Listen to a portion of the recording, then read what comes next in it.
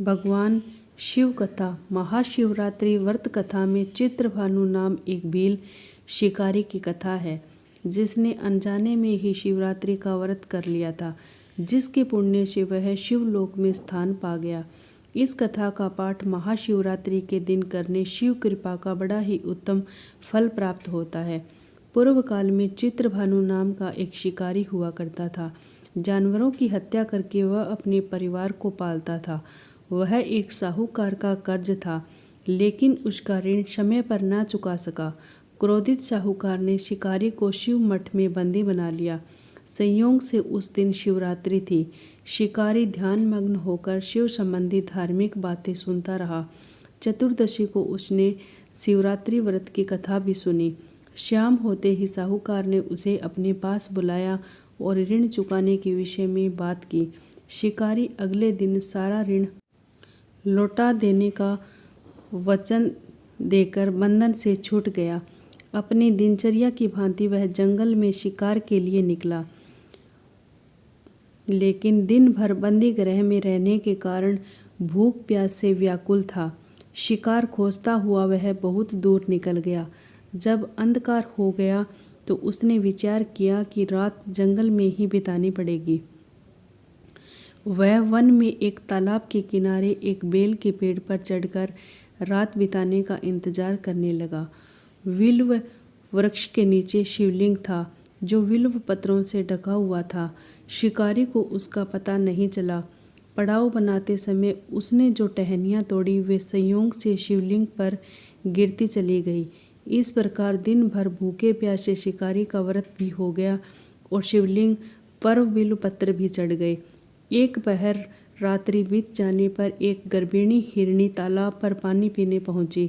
शिकारी ने धनुष पर तीर चढ़ाकर जो ही प्रत्यंचा खींची, हिरनी बोली कि मैं गर्भिणी हूँ, शीघ्र ही प्रसव करूँगी। तुम एक साथ दो जीवों की हत्या करोगे, जो ठीक नहीं है।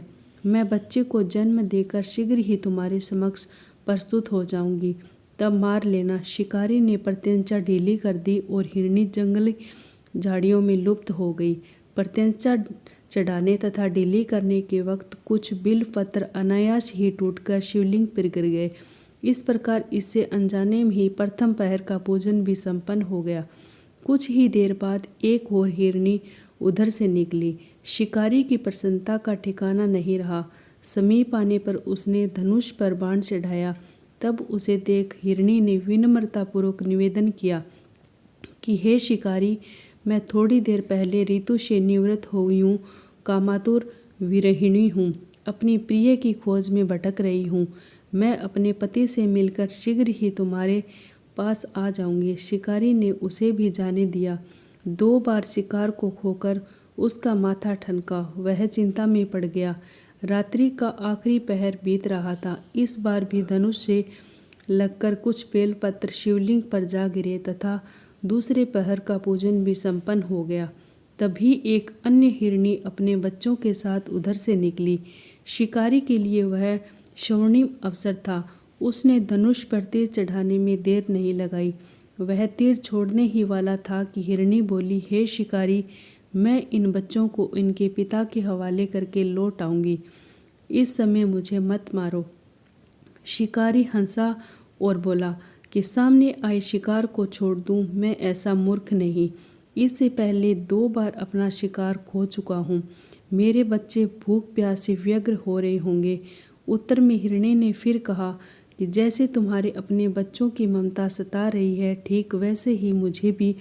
हे शिकारी, मेरा विश्वास करो, मैं इन्हें इनके पिता के पास छोड़कर तुरंत लौटने की प्रतिज्ञा करती हूँ।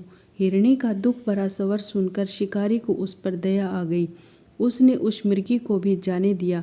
शिकारी के अभाव में तथा भूख प्यास से व्याकुल शिकारी अनजाने में ही बेल वृक्ष पर बैठा बेलपत्र तोड़ तोड़ कर नीचे फेंकता जा रहा था।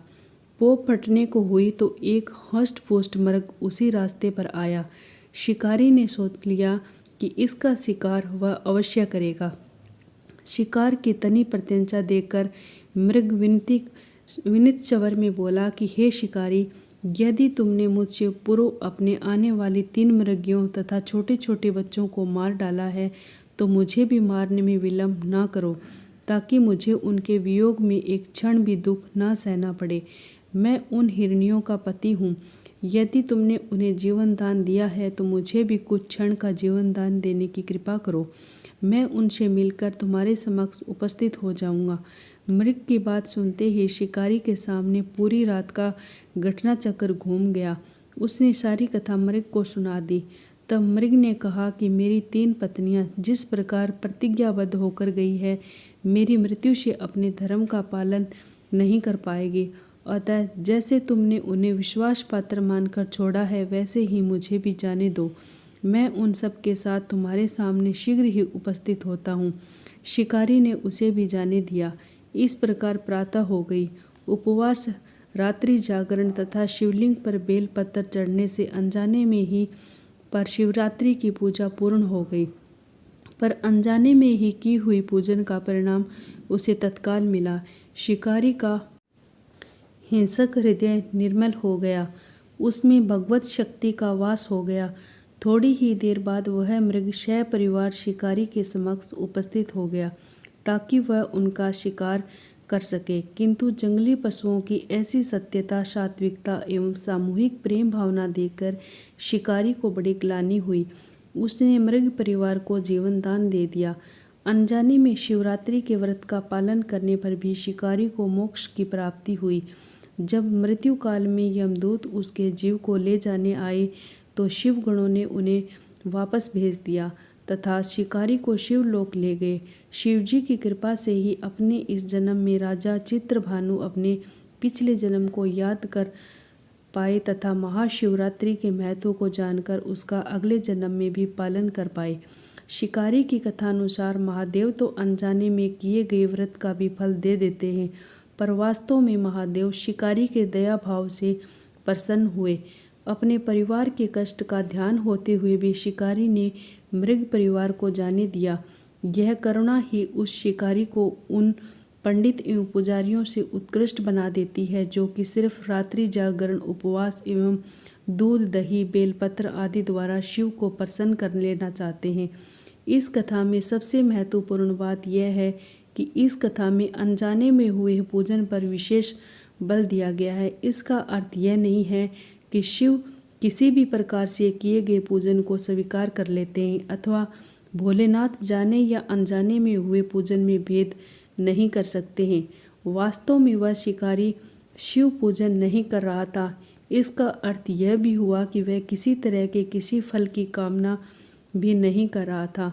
उसने मृग परिवार को समय एवं जीवन दान दिया, जो कि शिव पूजन के समान है। शिव का अर्थ ही कल्याण होता है। उन निरीह प्राणियों का कल्याण करने के कारण ही वह शिव तत्व को जान पाया तथा उसका शिव से साक्षात्कार हुआ। परोपकार करने के लिए महाशिवरात्रि का दिवस होना भी आवश्यक नहीं है। पुराण में 4 प्रकार के शिवरात्रि पूजन का वर्णन है। मासिक शिवरात्रि, प्रथम आदि शिवरात्रि तथा महाशिवरात्रि। पुराण वर्णित अंतिम शिवरात्रि है। नित्य शिवरात्रि, प्रत्येक रात्रि ही शिवरात्रि है। अगर हम उन परम कल्याणकारी आशुतोष भगवान में स्वयं को लीन कर दें तथा कल्याण मार्ग का अनुसरण करें, वही शिवरात्रि का सच्चा व्रत है।